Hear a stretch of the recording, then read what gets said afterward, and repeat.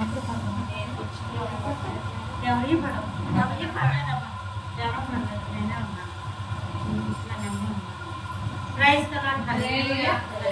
ప్రభు వారు ఇచ్చిన చక్కటి అవకాశం ఇది మనకి దేవుని ఉచితమైన ప్రభా దేవుని తర్వాత ప్రభా మరి ఆయనకి నేను వెళ్ళేది మీరే ప్రభా మరి ఏం చెప్పాలి అని చెప్పి దేవుడే చెప్పమన్నాను మాట మీ జీవితాల్లో ఇంతకు ముందంతా మరి ఏమైందో ఏంటో అన్నది అనవసరం ఈ కాలం నుంచి ప్రభు వారు మీకు అంతా మంచి చేస్తారు ఏంటి సమాధానం అవుతాయి ఏంటిలో శుభములు అవుతాయి ఏమన్నా దేవుడే అన్నాడు ఏంటి సమాధానము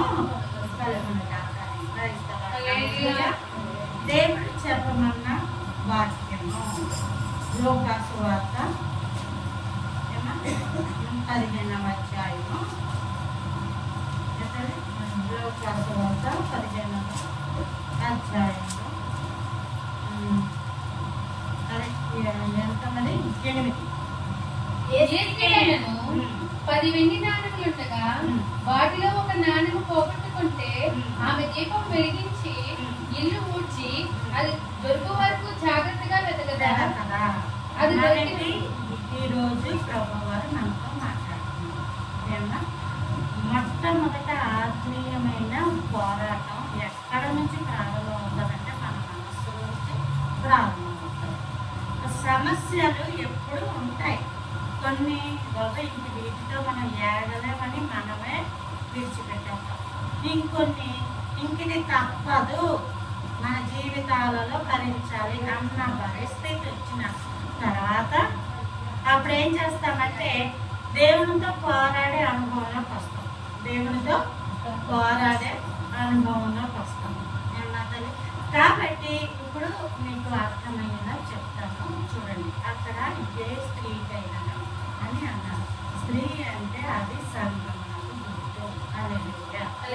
ఇంకోటి స్త్రీ అంటే కుటుంబం అంతా స్త్రీ వల్లే అవుతారు. ఏమన్నా స్త్రీ వల్ల అవుతారు. పురుషుడు సంపాదించడం తీసుకుని రావడం కానీ ప్రార్థించే అనుభవం ఉండదు. ఎక్కువసేపు కూర్చొని పురుషులు ఇక్కడే కాదు ఎక్కడ కూడా ప్రార్థించలేరు. స్త్రీ మాత్రమే 8 గంటలు పెట్టుకొని ప్రార్థించగలదు. పట్టుదల ఉండేది స్త్రీకే.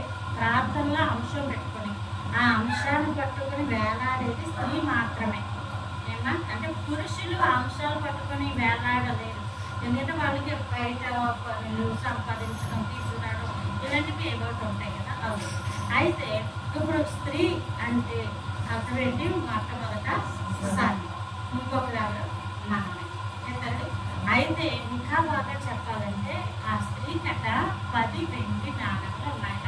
అలాంటి 10 ఆవిడకి ఎక్కడి అవి అంటే నాన్న ఇశ్రాయేలీయులు ఇప్పుడుకున్న పద్ధతి ఏంటంటే పెండ్లి కుమార్తెని చూడగానే పెండ్లి కుమారుడు ఆమె నా భార్య అని అనిపించుకోవడానికి మనకి చూడండి ఇటుపక్క చీర పెట్టి చీర పువ్వులు ప్రధానానికి ఉంగరం ఇంకా ఫ్రూట్స్ ఇవన్నీ ఇచ్చి అంతమందిలోనే తీసుకొచ్చి అబ్బాయి తరపు అమ్మ నాన్న పట్టుకొచ్చి ఆ స్త్రీకి ఇస్తాం.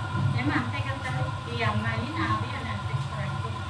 అలాగే ఇశ్రాయేలీయుల్లో ఉన్న పద్ధతి ఇప్పటికీ ఆ పురుషుడు ఖచ్చితంగా తన కష్టార్జితం మీద తాను సంపాదించాలి.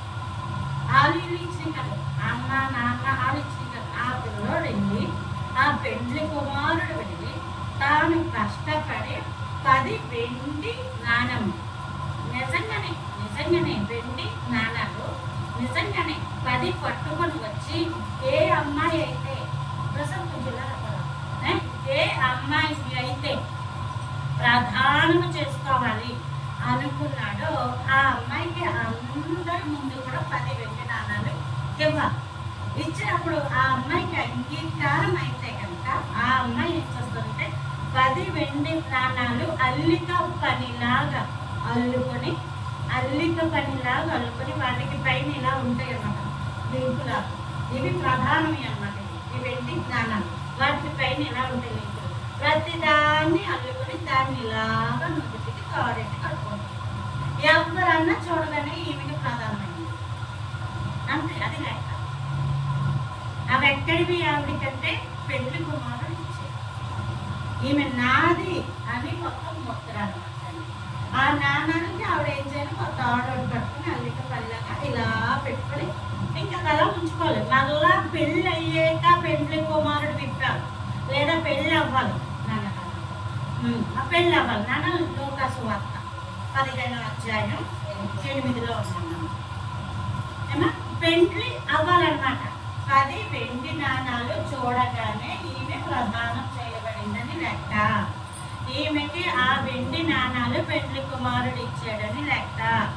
ఓకే, ఇప్పుడు ఆమె ప్రదానము చేయబడిందండి. ఇంకా ఆమె వంత పరాయి పురుషుడు ఇంకా చూడకూడదు.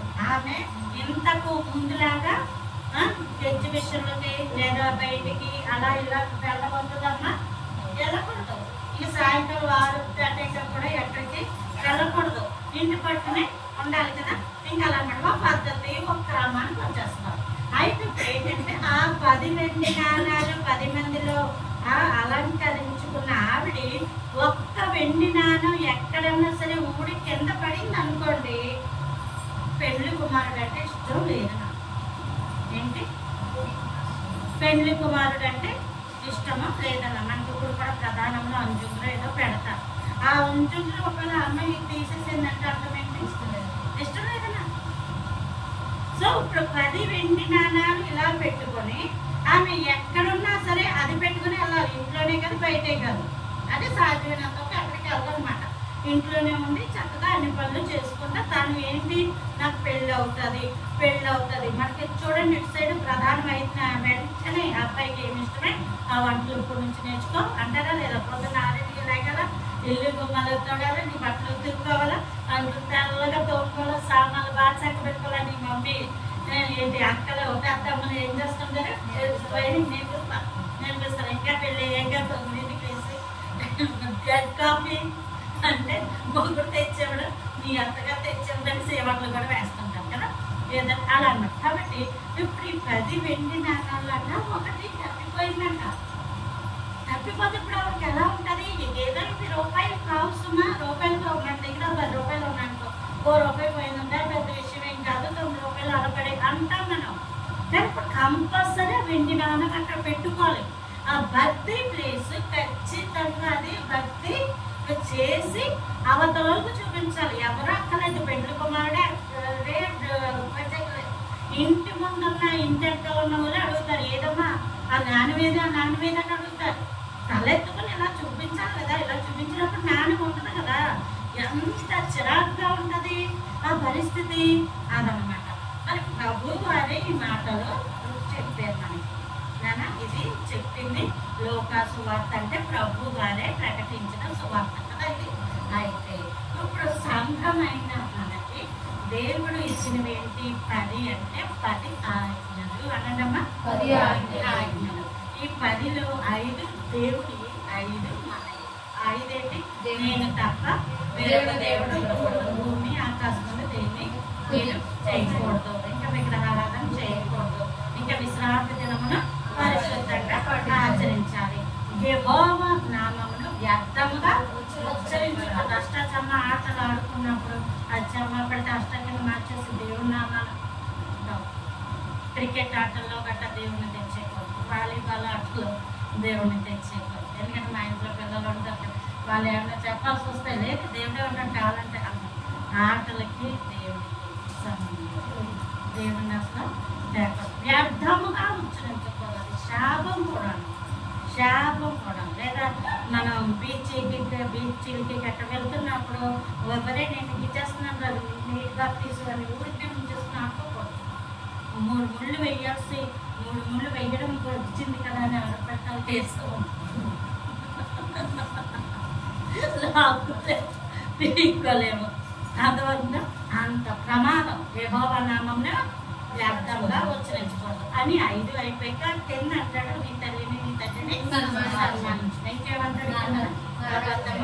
ఆడకూడదు, నవరాత్రి చేయకూడదు, నీ పొరుగువాడిని ఆశించకూడదు. సో ఈ 5 మనవి, ఈ 5 దేవుని, మొత్తం 10. పోనీ అంతవరకు అవి ఎందుకండి? పోనీ దేవుడే నీకు ప్రతి సంవత్సరం జనవరిలో వాగ్దానాలు ఇస్తాడు. ఆ వాగ్దానం మీకు ఇచ్చింది ఎవరు? దేవుడు. అందుకే కదా ఇది ఎవరు ఇచ్చారండి? దేవుడే ఇచ్చాడండి. దేవుడు మంచి వాగ్దానం ఇచ్చాడండి, నా దేవుడు మాట్లాడాడండి అని అంటూ ఉంటారు. దాని మీద వాళ్ళ పేర్లు కూడా రాసుకుంటారు. మరి ఆ వాగ్దానాలు కూడా ఒక్కటి తప్పిపోయినా దేవుడు అంటే నీకు ఇష్టం లేదని అర్థం, నువ్వంటే దేవుడికి ఇష్టం లేదని అర్థం. ఈ విషయాలు జ్ఞాపకం పెట్టుకోవాలి. ఓకే, ఇప్పుడు ఏం చెయ్యాలి అంటే ఆవిడ ఏం చేసింది అసలు? అక్కడ ఉంది నాన్న చదువు. ఒక నాన్నను పోగొట్టుకుంటే ఆమె దీపము వెలిగించి ఆమె ఏం చేసింది? దీపము అంటే రాత్రి వేళ పడిపోయిందా ఆ నాన్న? ఆవిడకి అసలు కరెంట్ ఉండదా, లేకపోతే ఇలా సూర్యుడు ఉండడా? నాన్న అర్థమవుతుందా? ఇస్రాయేలు దేశంలో చక్కగా సూర్యుడు ఉంటాడు, చీకటి ఉంటుంది, లైట్ కరెంట్లు అని ఉంటాయి. కానీ దీపం వెలిగించి అని రాయబడి ఉంది. దీపము అంటే 2-3 అంశాలు ఉన్నాయి. ఏంటి అంటే స్థానికుల గ్రంథం ఎతని 20వ అధ్యాయం 27వ వచనం. నరుని ఆత్మ యెహోవా పెట్టు దీపము. నరుని ఆత్మ యెహోవా పెట్టిన దీపం. ఇప్పుడు ఆమెకమ్మ ఒక నాణం ఇక్కడ ఊడిపోయింది, అది కింద పడిపోయింది. మన దాకా వస్తే దేవుడు ఇచ్చాడు వాగ్దానం, నేను నిన్ను ఆస్తికర్తలుగా చేస్తానని ఇస్తాడు, నీవు అప్పించేవారికి ఉంటావని ఇస్తాడు, లేదా ఈ గృహాన్ని ఇస్తానని చెప్పి వాగ్దానం ఇస్తాడు, లేదా నీకు మంచి ఆరోగ్యం ఇస్తానని వాగ్దానం ఇస్తాడు. ఆ వాగ్దానం ఎప్పుడైతే వచ్చిందో నేను ఇంకా మీతో చూడి చెప్తాను, ఏదైతే వాగ్దానం వచ్చిందో అది ఆల్రెడీ మీ దగ్గర ఉంది. లేనిదే ఇస్తాడు దేవుడు, ఆల్రెడీ ఉన్నది ఇస్తాడు. అన్నప్పుడు నీకు కుమారుడు కొడతాడని నీకు వాగ్దానం గర్భఫలం ఇచ్చేది నేను వస్తాయా? రావు. ఎందుకంటే మాకు పెళ్ళిళ్ళు అయిపోయి గర్భఫలాలు ఇచ్చేసాడు కాబట్టి అయిపోయిన వాగ్దానాలు రావు. దేవుడు ఇచ్చాడు అంటే అది మన దగ్గర లేదు అని అర్థం. ఇప్పుడు గృహాల కోసం అప్లికేషన్ పెట్టుకోండి అంటారు, ఏం ఎవరు పెట్టుకుంటారు? గృహాలు లేను, ఆల్రెడీ గృహాలు ఉన్న వాళ్ళు కాదు ఇక్కడ కదా, సేమ్ అంతే. సో అలా అన్నమాట. వాగ్దానం ఏదైతే దేవుడు ఇచ్చాడో నీకు, ఆ వాగ్దానం కోసం నువ్వు చేయాల్సిన మొట్టమొదటి పని దీపాలు వెలిగించాలి. అంటే అందరూ కూడా క్యాండిల్స్ పట్టుకొని వచ్చి చర్చిలో వెలిగించారు. ఆత్మ ఆత్మ యెహోవా పెట్టు ఇక్కడ ఉంటుంది. నాకు చాలా సందర్భాల్లో ఎవరైనా చనిపోయారు అనుకోండి అంటారంటే దీపం కొండెక్కిస్తుంది. సింపుల్గా అలా ఒక ఆవిడంటే నాకు అనుమానం, దీపం కొండెక్కిందంటే కొన్ని ఇప్పేయండి అన్నా నేనేమో దీపం కొండెక్కింది దీపం లేదని నేనంటాను. ఆవిడ నాకు చెప్పలే చచ్చిపోయింది. అప్పుడు అర్థమైంది పట్టుకున్నాడు చెప్పి లేదంటే వాళ్ళు వెళ్ళిపోయింది, క్యాండిడేట్ అయిపోయిందని అనుకున్నాను. ఓహో అలా ఉన్నాను. దీపం కొండెక్కిపోయిందంటే మనిషి వెళ్ళిపోయారని లెక్క. ఓకే, ఇప్పుడు నరుని ఆత్మ యెహోవా పెట్టిన దీపం. ఇది దీపం. మరలా నేను చెప్తాను, ఆగిపోయిన దాని దీపం అని అంటారు, వెలుగుతూ ఉన్న దాని దీపం అని అంటారు. ఎట్టొచ్చి దాని ముందు పదాలు మారుతాయి. ఏంటంటే ఆరిపోయిన దీపం, వెలుగుతున్న దీపం తప్ప దాని దీపమే, అది దీపం. ఇప్పుడు నీకు ఈ దీపం ఉంది, అది వెలుగుతూ ఉండాలి, అది క్రమం. నీది ఆరిపోయినా సరే కానీ దీపం అనే అంటారు. దీపము లేదని మాత్రం అంటారు. ఉంది దీపం, అయితే అది వెలుగుతూ ఉండాలి. వెలగడం అంటే ఎలా అవుతుంది? ఇప్పుడు దీపాన్ని పట్టుకొచ్చి బంగారాన్ని తెచ్చేయమంటే వెలుగుతాం, ప్రసాదం నిల్చోబెట్టే వెండి నిల్చోబెట్టే అంటారు. నాన్న కీర్తనల గ్రంథం 18వ అధ్యాయం 28.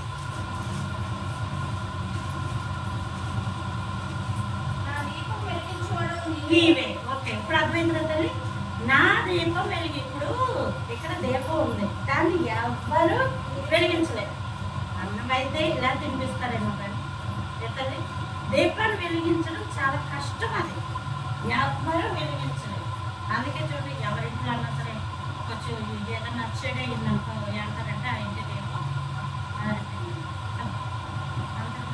ఒకరు ఏమంటారు, మా ఇంట్లో దీపం పెట్టే దిక్కు లేదండి అంటుంటారు. అలా అని మనం వెళ్ళేట్టుగా మనం పెట్టుకున్నాం కదా. అలా అనమాట. దీపము అంటే హృదయము, దాన్ని దేవుడే వెలిగించాలి. నా దీపము వెలిగించువాడు నీవే.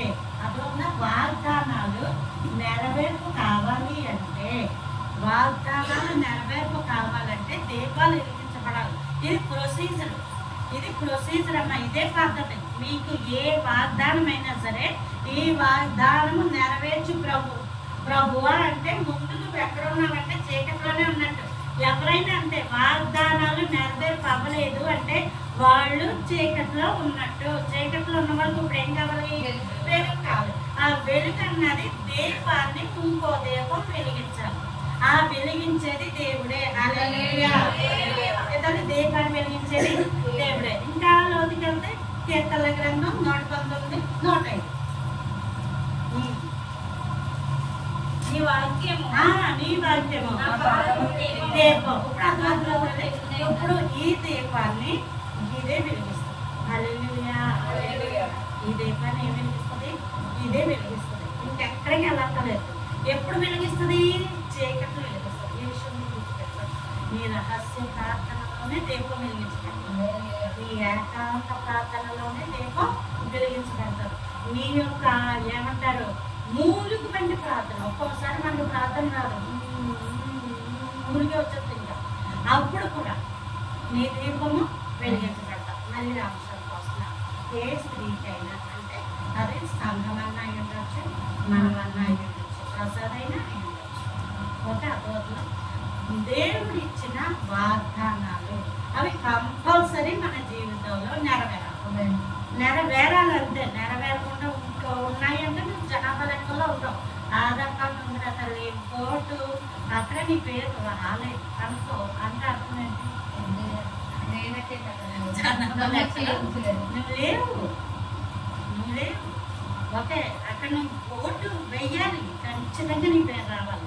అలాగే వాగ్దానాలు ఖచ్చితంగా నెరవేర్చబడాలి అంటే ఈ దీపాన్ని ఈ దీపంతో దేవుడే వెలిగించాలి. హల్లెలూయా.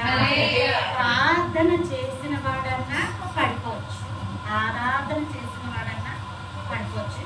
వాక్యం చదివిన వాడు ఎప్పుడు కూడా పడదు. ఎందుకంటే వాక్యము పాదములకు రావు. ప్రార్థన నీ ఇష్టం.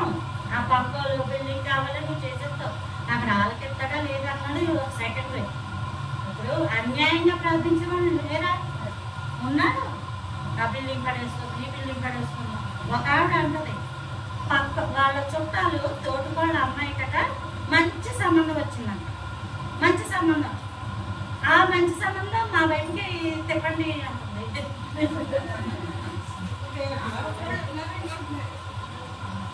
అవ్వదు.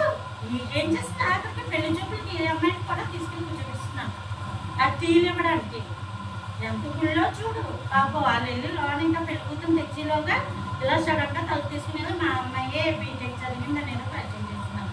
పెళ్ళికొడుకు అలా చూసాడంట. గొప్పలో అయిపోయింది పాపం. అలా పడేసుకుని ఆ అబ్బాయిని ఆట పెళ్ళికొడుకు పాపం. ఆ అమ్మాయి నేను అతన్నే పెళ్లి చేసుకోవాల్సింది. ఆవిడ వల్ల సంబంధం అక్రమమైన ప్రార్థన దేవుడు ఆలకించడు. వీళ్ళు సొంత ప్రయత్నాలతో చేస్తారు, కానీ అవి చివరకు క్షేమం నింపం. ఎందుకంటే మనం ఒకరిని ఉసూరు పెట్టి ఏడిపించి నువ్వెన్ని చేసినా క్షేమం నింపవు నాన్న. అలా అయిపోతాయి. కాబట్టి అక్రమమైన ప్రార్థనలు దేవుడు వినడు, క్రమమైన ప్రార్థన దేవుడు వింటాడు. కాబట్టి దేవుడు నీకు ఏదైతే వాగ్దానం చేస్తాడో వాగ్దానం కోసం నీ దీపాన్ని ఈ దీపంలో వెలిగించుకున్నప్పుడు అక్కడ ఉంది ఇల్లు. ఓకే, దీపాన్ని ఇప్పుడు ఏం చేసాం మనం?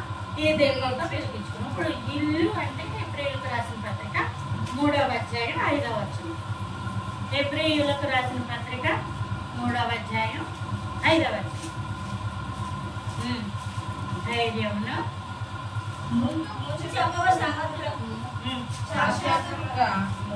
ధైర్యమును నిరీక్షణ వలన ఉత్సాహమును స్థిరముగా చేపట్టిన 3, 5, 4 ధైర్యం నిరీక్షణ వలని ఉత్సాహంలో తుదమట్టుకు స్థిరంగా చేపట్టిన ఇప్పుడు ఎవరు అంటే మనమే. చాలా అంశానికి వస్తున్నారు మీరు. ఆమె దీపాన్ని వెలిగించుకోండి. ప్రభు ఇచ్చారు వాగ్దానం, నువ్వు అప్పు చేయదు అని వాగ్దానం ఇచ్చారు. ఆ వాగ్దానం పట్టుకొని ప్రభు దగ్గర ప్రార్థనలో కూర్చొని దానికి తగ్గ వాగ్దానాలతో నన్ను నింపు ప్రభు. ఒక వాగ్దానం మనకి ఆడవాళ్ళందరికీ తెలుసు, టైలరింగ్ మనం ఏం చేస్తాం, ఏకంగా ముక్కవాడు ఏం చేస్తాడు, మొక్కలు మొక్కలు మొక్కలు కట్ చేసి అన్నీ అది పెర్ఫెక్ట్ వస్తుంది. అవును కదా. అలాగే ఒక వాగ్దానం వచ్చిందంటే దాంతో పని అవ్వదు. 10th క్లాసు అంతా అయిపోయాక సర్టిఫికేట్ కొట్టేస్తారు. కానీ ఈ లోపల మనం 1 చదవాలి, 2 చదవాలి, 3 చదవాలి, 4 చదవాలి, ఇవన్నీ చదివితేనే లాస్ట్లో వచ్చేది 10th క్లాసు సర్టిఫికేట్. ఇల్లంతా కట్టేకే గృహప్రవేశం ఎలా తండ్రి 2 కిటికీలు ఇలా పేర్చుకొని ఇల్లు అయిపోతారు. అదొకన్నా వాగ్దానం కూడా అంతే. ఒక వాగ్దానం వచ్చాక వెనకాల ప్రొసీజర్ ఉంటారు. ఆ ప్రొసీజర్ అదేంటి ప్రభు అని దేవుడు అడిగినప్పుడు వాక్యముల ద్వారానే మనతో మాట్లాడతాడు. ఎప్పుడైతే వాక్యం ద్వారా మనతో మాట్లాడతాడో ఇల్లు అంటే ఇప్పుడు ఎవరు మనమే. ధైర్యము, ఉత్సాహము, నిరీక్షణ, ఈ 3 అట స్థిరంగా చేపట్టాలట. ముందు ధైర్యం బాగానే ఉంటుందమ్మా. వాక్యం ఎంతసేపు ప్రార్థన చేసినప్పుడు, ఆరాధనలో పరిశుద్ధాత్మ దేవుడు వచ్చినప్పుడు ఉత్సాహం బాగానే ఉంటుంది. అది స్థిరము, క్వాలిటీ మెయింటైన్ చేయాలి.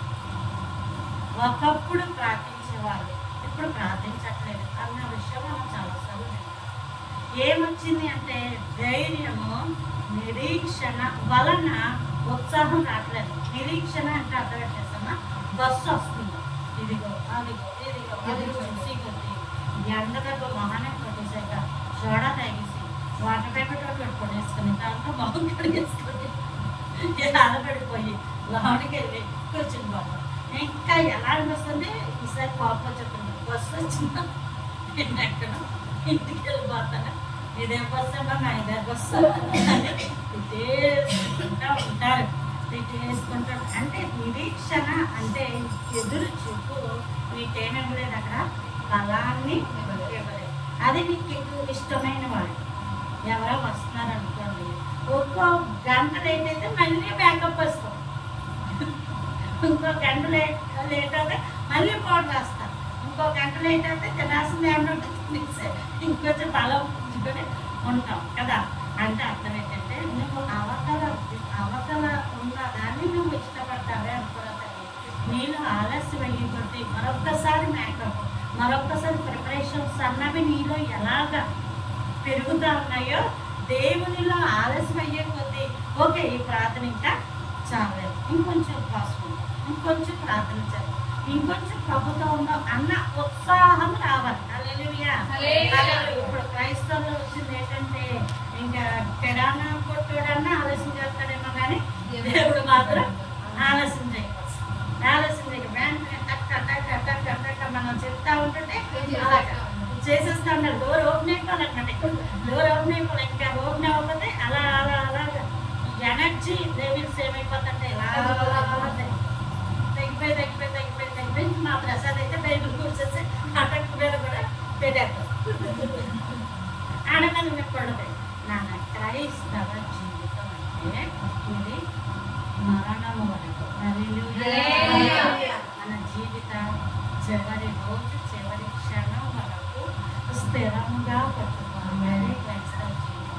దేవుడు నీకు కావలసింది ఇవ్వడం ఆయనకి నెక్స్ట్ చాలా, కానీ దేవుడు అనుకుంటాడు తాను స్థలంలో బంగారపు వీధులు, వజ్రాల వీధులను తనతో పాటు అడుగులు వేయాలి అనుకుంటాడు. అది దేవుని యొక్క ఆశ. కాబట్టి అక్కడికి నువ్వు రావాలి అంటే దేవుని మీద ప్రేమ, నీకు అంశం మీద ప్రేమ అన్నది ఇక్కడ తేడా క్లియర్గా తెలిసిపోతుంది. గృహం కావాలి ప్రభా, నేను ప్రార్థన చేసుకుంటాను, నా గృహం కావాలని మొట్టమొదట నువ్వు చాలా స్పీడ్గా చేస్తావు. దేవుడు ఎక్కడ ఆలస్యం చేస్తాడు. గృహం రాలేదు అని నువ్వు ఎవరిని తిడతావు? దేవుడిని తిడతావు. గృహం రాలేదని దేవుడి మీద అనుకుంటావు. గృహం రాలేదని ప్రార్థన మానేస్తావు. అంటే గృహమే నీకు కావాలి, దేవుడు వద్దనమాట. అక్కడ క్లియర్గా అర్థమైపోతుంది. ఓకే నీకు గృహం కావాలి, అయితే నేను అక్కర్లేదన్నమాట అని ఏం చేస్తాడంటే ఇక్కడున్న గృహం ఎత్తాడు, అక్కడున్న గృహం ఇంకోటి ఎత్తాడు, అక్కడున్న గృహం ఇంకోటి ఇచ్చేస్తాడు. ఇక్కడున్న గృహం ఇవ్వకపోతే నువ్వు ఇంకా కోపం పెంచేసుకున్నా నీకు ఆరోగ్యానికి మంచిది కాదని చెప్పి ఇక్కడున్న గృహం నీకు ఇస్తాడు, అక్కడున్న గృహం. అందుకే మీరు ఆలోచించారు చాలా మంది మేలు పొందుతున్న వెనక్కి ఏంటంటే దేవుడు అడిగింది ఇవ్వకపోతే వాళ్ళు కోపం ఇస్తాడు, అందుకని అడిగింది ఇస్తాడు. కానీ దేవుడు మనసులో బాధపడి రక్షణ అలా అన్నాడు. కాబట్టి మళ్ళా అంశానికి వస్తున్నాను. ఏ స్త్రీ అంటే ఎవరు? సంఘము, మనము. 10 వెండి నాణ్యాలు అంటే ఏంటవి? 10 ఆజ్ఞలు, దేవుడు మనకిచ్చిన వాగ్దానములు. అవి నెరవేర్చాలంటే ఈ దీపంతో వెలిగించుకున్నాక ఇల్లు అంటే మనమే హుషారు ఉండాలి. ఎవరు ఏమడగలేదు, హుషారుగా ఉండు. నా దేవుడు ఉన్నాడు, నాకు చేస్తాడు, దేవుడు ఉన్నాడు చేస్తాడు. ఒక సందర్భం వస్తే దేవుడు ఇవ్వకపోయినా పర్లేదు, కానీ నా దేవుడు నాకు ముఖ్యం అన్నది రావాలి. ఇప్పుడు మా బాబు ఉన్నాడు, వాడు 10th క్లాస్ మంచి మార్కులు వచ్చినా నాకంటే రాకపోయినా మార్కులను బట్టి అన్నం పెట్టడం, మార్కులను బట్టి బట్టలు కొనడం, మార్కులను బట్టి ఆడి చూడటం వల్ల అది సూపరంగా తప్ప కదా చెప్పండి. తప్పే అది, తప్పే. చాలా మంది పిల్లలు మంచి ర్యాంక్ వస్తే మంచి బట్టలు కొనడం తప్పు. ఆ తప్పు పాప వాళ్ళ యొక్క ఆస్థాల్లో ఏ ఉంటాం. ఎగ్జామ్ రాసే 3 గంటలు వాళ్ళకి ఎంత ఇబ్బందిగా ఉంటారు కదా, ఎంతో ఇబ్బంది ఉంటుంది. చదువుకుంటారు, పాపం జ్ఞాపకం రాదు, మైండ్లోకి గుర్తు రాదు, వాళ్ళకు ఉండే ఇబ్బందులు అనుకుంటాయి. నువ్వు కొనాలి అనుకుంటే కొనేసాయి. దానికి చదువుకి, దానికి ఉద్యోగానికి, దానికి ర్యాంకుకి చాలా తప్పు నాన్న, చాలా తప్పది. మనం మన పిల్లలకి అలాంటిది పెట్టకూడదు. మనం వాళ్ళ యొక్క శక్తి సామర్థ్యాలని మనం పరిశీలించకూడదు. అలాగే వాళ్ళు కూడా మన శక్తి సామర్థ్యాలు, నువ్వు అమ్మవైతే నాకు ఇల్లు, నువ్వు అమ్మవైతే నాకు అప్పు చేశానంటే డబ్బు తప్పు. అమ్మే ఆల్రెడీ మనం ప్రూఫ్ చేసేస్తున్నాం, నిన్ను నేనే కన్నానని చెప్పేస్తాం. లోపల అంతా రేషన్ కార్డు, ఆధార్ కార్డు నిద్ర కనకదే కదా పేరు. మళ్ళీ ఈరోజు ఏంటి? ఇప్పుడు రుజువులు లోపల పద్ధతి ఉండేది చాలా తప్పు. ఇవ్వచ్చు, ఇవ్వకపోవచ్చు అన్నంత మాత్రం మనుషులు కాకుండా పోరు, తల్లి కాకుండా పోదు, కొడుకు కాకుండా పోదు, బెల్లం కాకుండా పోదు, మూడు కాకపోదు. మేము అట్లాగే మళ్ళా వస్తున్నాను. ఏ స్త్రీకైనా 10 వెండి నాణాలు ఉంటే ఒకటి కనుక పోగొట్టుకుంటే వెంటనే ఏం చేయాలి?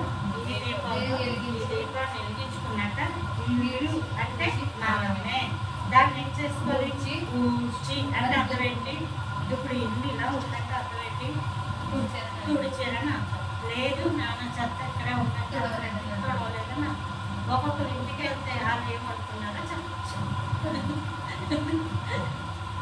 ఉల్లిపాయలతో అక్కడే ఉంటుంది, పాలకాయలతో అక్కడే ఉంటుంది కదా. మేమేమో టైంకి వచ్చేద్దాం. నన్ను చూసి అమ్మగారు అలా ఉండి నేను అప్పుడు సీట్లు కదా, వంకాయ కూర, దొండకాయ కూర, ఉల్లిపాయలు వేసుకున్నారు, పసుపు తెలియదు అలా అన్నారు. కాబట్టి ఇల్లు గూర్చి అంటే అర్థం ఏంటంటే నిన్ను బట్టి నీ వెనకాల సమస్యని ప్రజల ఐడెంటిఫికేషన్ చేసేది మొత్తం ప్రభు అలాగే నిండుకో. మనం నోరిప్పి ఎప్పుడన్నా ప్రార్థన అంశం చెప్పుకోవచ్చు, కానీ మనల్ని చూసి సమస్యను చెప్పుకోకుండా ఉన్నంత బెటర్. ఓకే. తర్వాత ఇల్లు గూర్చి అంటే మనం ప్రభు నా పాపాలు క్షమించు, నా దోషాలు క్షమించి, నేను ఎక్కడన్నా తప్పిపోయానేమో అని ఎప్పటికప్పుడు మనం ఏం చేసుకోవాలి?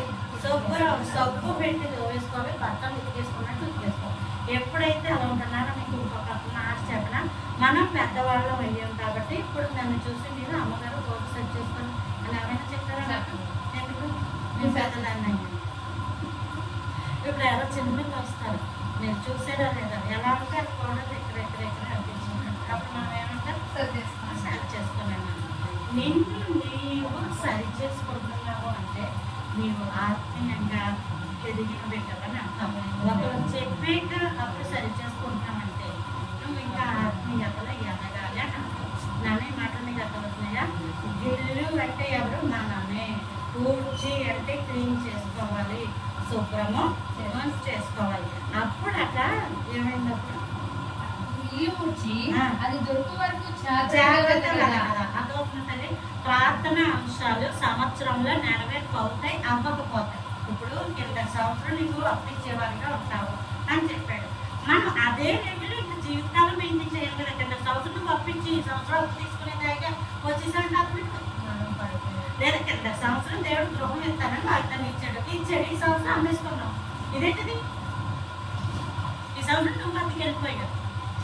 నన్ను ఈ మాటలు మీకు అర్థమవుతున్నాయా? వాగ్దానం ఇచ్చాడు అంటే అది స్థిరము. ఉద్యోగం ఇచ్చాడంటే అది స్థిరము. వివాహం చేశాడంటే అది స్థిరము. గర్భఫలం ఇచ్చాడంటే స్థిరము. ఆరోగ్యం ఇచ్చాడంటే స్థిరము. అర్థమవుతుందా? కాబట్టి వాగ్దానాలు అది దొరకు వరకు జాగ్రత్తగా బ్రతకాలి. ఎక్కడ? మనుషుల్లో కాదు, దేవుని దగ్గర. ఈ మాటలు మీకు అర్థం అవ్వాలి. ఇప్పుడు మీ జీవితంలో ఏదైతే ఆ లోటు ఉందో, ఆ భక్తి ఉందో, లోపల మంచి సామెత ఉంటుంది, ఖాళీ ప్లేస్ అట దేవుడు. తెలుసా మీకు విషయం? ఖాళీ స్థలం దేవుడు. ఖాళీ అయిపోయిన ప్లేస్ దేవుడు. సో కుటుంబంలో ఎవరన్నా ఖాళీ అయిపోయారంటే ఆ స్థానం ఎవరైతే అనుకోవాలి? దేవుడే వస్తాడు ఆ స్థానంలో. భర్తకైతే భార్య, భార్యకైతే భర్త. బైబిల్లో అయితే ప్రభువారే చెప్తారు, నిన్ను సృష్టించిన వాడు నీకు భర్త అయి ఉన్నాడని. లేదు ఒకవేళ భర్త కనుక భార్య దూరం అయినాడు, ఒకరిని తల్లి ఆదరించినట్లు నేను నిన్ను ఆదరిస్తానని వాగ్దానం ఉంది. ఒకవేళ పిల్లలు దూరం అయ్యాడు అనుకోండి, ఏలి అనక మనకు కుమారుడు అనుగ్రహింపబడేను, అతనికి ఆలోచనకర్త, నిత్యుడగు తండ్రి, అందరికీ ఫలం ఇచ్చేవాడు, అందరికి సమాధానం కలుగుతుందని యెషయాలో 9:6 ఉంది. కాబట్టి ఏదైనా ప్లేసు ఖాళీ అయిపోయింది, అది స్థలం ఖాళీ అయిపోయింది, అది వెలితిగా ఉంది అంటే అర్థం ఏంటంటే దేవుడే వచ్చి ఆ ఖాళీ స్థలాన్ని పూర్తి చేస్తాడని అర్థం. హల్లెలూయా, హల్లెలూయా. దేవుడే కావాలి ఆ స్థలాన్ని ఖాళీగా ఉన్నదాన్ని పూర్తి చేయాలి. ఈలోగా నువ్వెంత మానవ ప్రయత్నాలు చేసి వేరే వేరే వేరే తెచ్చి నింపినా అది వెలితిగానే ఉంటుంది. ఆతకం బైబిల్లోనే ఉంది, పాత తిత్తుల్లో కొత్త ద్రాక్షారసం పోయకూడదు. అప్పుడేమవుతుంది? కొత్త ద్రాక్షారసం పోస్తే పాత తిత్తులట పిగిలిపోతాయట. పిగిలిపోతాయి. ఇప్పుడు అత్యంతంగా కొత్త చీర జాకెట్ ముక్కకి కొత్త ముక్క తెచ్చదుగా, కానీ పాత జాకెట్ ముక్క తెచ్చది అంత సేమ్ ఉంటుంది. మొగలు షర్ట్లు కావచ్చు, ఏదైనా సరే అతుకే. అదే కనుక నిన్ను సృష్టించిన నీ దేవుడు అతికేయడానికి అది అతుకు కానబడదు. హల్లెలూయా. దేవుడు అబ్రహాముకి ఆపరేషన్, అది ఆదాముకి ఆపరేషన్ చేసి చూసి రక్కటి ఎముకని తీసాడు. అలానే అందరు మగవాళ్ళకి ఆ పక్కన ఇంత కోసుందా? ఏ ప్రసాద్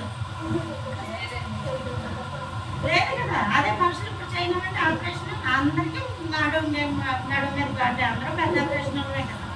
ఇప్పటికీ ఆనవాళ్ళు ఉంటుందా? ఉండదా? ఉన్నారు కదా. ఎందుకంటే మనం పోయించుకుంటే అలాగే ఎరకలు అర్థమవుతుందా? మళ్ళా అంశానికి వస్తుంది. మన జీవితంలో ఏది లేదో దాని విషయంలో దేవుని దగ్గర అడిగినప్పుడు దేవుడు ఒక వాగ్దానం ఇస్తాడు. అది ఇస్తానా ఇవ్వనా అన్నది ఇస్తాడు దేవుడి ముందు వాగ్దానం.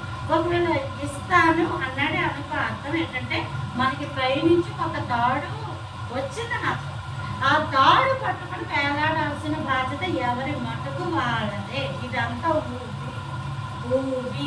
ఈ భూమిలో లోకమనే అదే ఇంకా పాటలో కూడా జగటగల భూమిలో ఇదంతా జగట భూమి. ఇందులో నిలబట్టవన్నా చాలా కష్టం. లోపల నుంచి లాగేస్తా ఉంటాడు. దేవుడు ఆకాశం నుంచి నీకేమేసాడు? ఒక తాడేసాడు.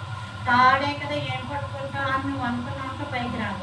ఆ తాడే గట్టిగా పట్టుకో. నీకు వచ్చింది అంతే, ఇంకేమీ లేదు. మనం చేసేది దేవుడికి గట్టిగా పట్టుకోవడమే, ఇంకేమీ లేదు. దేవుడికి గట్టిగా పట్టుకోవడమే. ఉన్నంతలో ప్రార్థన, ఉన్నంతలో వాక్యం, ఉన్నంతలో దేవుడు, ఉన్నంతలో ఆయన పాదాలు, ఉన్నంతలో ఆయనే ఆయనే ఆయనే ఆయనే నువ్వు పట్టుకున్నట్టు ఆ తాడు నువ్వు ఎంత గట్టిగా పట్టుకుంటావో దేవుడు నిన్ను అంత పైకి లేపుతాడు. హల్లెలూయా. అయితే ఆ తాడు పట్టుకోవడం కూడా మన వల్ల కాదు, నీ దేవుడే వచ్చాట ఆ తాడు వచ్చే పట్టుకుంటాడట. మన చెయ్యి కూడా దేవుడే పట్టుకుంటాడట. హల్లెలూయా. అందుకని మనం పట్టుకుంటే ఎప్పుడో విడిచిపెట్టేది. దేవుడు మనల్ని పట్టుకున్నాడు కాబట్టి మనం ఈ రోజు నిలబడాలి. కాబట్టి వాగ్దానాలు నెరవేర్పాలంటే ఆ వాగ్దానికి తగిన వాగ్దానాలు పట్టుకొని మనం ఈ దీపాన్ని ఈ దీపంతో వెలిగించుకొని నీలో ఎక్కడెక్కడ లోపాలు ఉన్నాయి, ఏవేవి ఉన్నాయి, దేవుడికి ఇష్టం కానివి ఏవైతే నువ్వు చూస్తున్నావు, ఏదన్నా ఏవైతే నువ్వు ఆలోచిస్తున్నావు, ఎక్కడైతే నువ్వు తప్పిపోయి అన్న విషయాల్లో దేవుడిని క్లీన్ చేయమంటే దేవుడే క్లీన్ చేస్తాడు. హల్లెలూయా, హల్లెలూయా, హల్లెలూయా. ఎప్పుడైతే దేవుడు వస్తాడు, నాన్న ఇదేమీ అసాధ్యం కాదు. ఈరోజు బ్రతుకుతున్నామంటే వాగ్దానాన్ని బట్టి బ్రతుకుతున్నాం. ఇదేం అసాధ్యం కాదు. లోపల ఏది అసాధ్యమైనది ఏది లేదు. దేవుడు సమస్తము ఇస్తాడు. దేవుడు ఆశ పెట్టి వదిలేసే దేవుడు అయితే ఈ విషయం గుర్తుపెట్టుకోండి. దేవుడు ఏదైతే వాగ్దానం ఇచ్చాడో అది అలా చూపిస్తానంటే కానీ నీకు కాదు. అలా షోకేస్లో ఉంటుంది, గాజు బొమ్మలో ఉంటుంది, అలా చూపుతాను వెళ్ళిపో అలా చెప్పడు దేవుడు. ఇస్తాను అంటే అది నీది, నీ పేరు, నీ హక్కు. దాని మీద కొన్ని చోట్ల మనం వెళ్తున్నప్పుడు చూడండి, దిస్ సైట్ బిలాంగ్స్ టు నా పేరు రాసి ఉంటుంది. ఈ స్థలం వాళ్ళకి చెందిందని రాసి వస్తాం.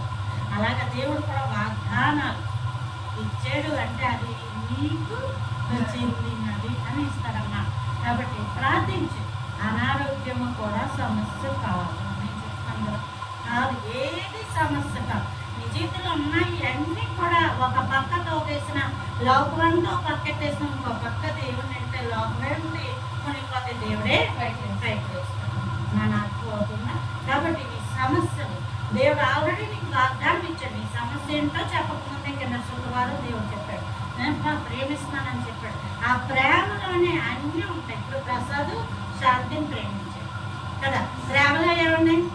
ఆహారం పెట్టలే ఏదండి, ఆహారం పెట్టాడు. చీరలు కొన్నాడా, చీరలు కొన్నాడు. ఏదండి, గృహం కూడా మంచిగా చూసుకుంటున్నాడు. ఎంత ప్రేమగానో చూసుకుంటాడు. ఏమో ప్రసాద్ నా శాంతి మా దగ్గరకు వచ్చిందంటే ప్రసాద్ గురించి అంత బాగా చెప్తాడు. ఆయన అలా చూసుకుంటాడు. ఇలా ప్రేమ ఉండబట్టే కదా నన్ను అర్థమవుతుంది. ప్రేమలోనే అమ్మ సమస్తం ఉంటాయి. దేవుడు మనల్ని ప్రేమించినప్పుడు అందులో అన్నీ ఉంటాయి. సమస్తము మన దేవుడు మనకి ఇచ్చే గొప్ప దేవుడు. నన్ను అర్థమవుతున్న ఎవరి జీవితాల్లో అలాగే దేవుడిచ్చిన వాగ్దానం నెరవేర్పు కోసం ఏకాంత ప్రార్థన, ప్రత్యేక ప్రార్థన, పురుషు ప్రార్థన, లేదా నీ ఇంటిలో కొంత సమయం ఆ ప్రార్థన గురించి కనిపెట్టాలా. నువ్వు ఆ విషయాన్ని అడిగావనుకో దేవుడు క్లియర్గా చెప్తాడు. ఆ విషయాల్లో నువ్వు ఎవరి మీద ఆధారపడక్కలేదు, దేవుడే నిన్ను ప్రేరేపిస్తాడు. హల్లెలూయా. ఆ ప్రేరేపించినప్పుడు నువ్వు దేవుడిని పట్టుకుని ప్రభువా ఈ వాగ్దానం నెరవేర్చండి, ఖచ్చితంగా నెరవేర్పైపోద్ది. టీసీలు బోల్డ్ మంది పెళ్ళిళ్ళు అయ్యాయి, పిల్లలు పుట్టారు, చక్కగా నార్మల్ అయిపోయారు. ఏమంటే ఎలాంటి డిసీజ్ అయినా, ఎలాంటి వ్యాధి అయినా, ఎలాంటి ఇబ్బంది అయినా సరే దేవుని యొక్క నామంలో సమస్తము విశ్వాసం నుంచి ప్రార్థన చేయి. దేవుడు అది ఇవ్వలేదు జాబని ఇంకోటి ఇస్తాడేమో, అంతకంటే ఇంకోటి ఇస్తాడేమో, మొత్తానికి ఇస్తాడు. ఇవ్వకుండా మాత్రం మానడు. దేవుడు ఇస్తాడు. ఖచ్చితంగా మోకరించి ప్రార్థన చేయి. ఏమో నీ ద్వారా ఈ కుటుంబం కొంచెం పైకి లేపబడాలి.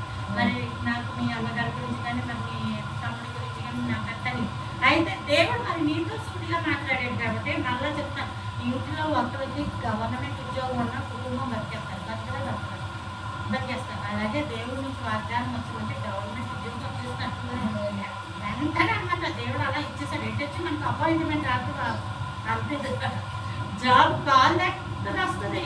అపాయింట్మెంట్ ఆర్డర్ కాదు. ఇదిగా నాకు జాబ్ వచ్చింది, నాకు జాబ్ వచ్చిందని చూపించుకోవడం కాదు.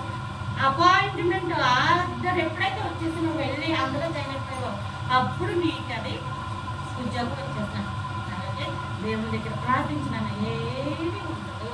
మా జీవితాలు మార్చి, మా జీవితాల్లో అద్భుతం చేసి తలక్రిందులుగా కదండి, తలక్రిందులుగా మా జీవితాలు మార్చిన గొప్పది.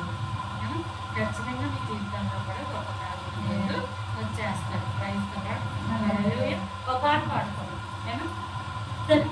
దేవుని నామాన్ని చేసుకుందామని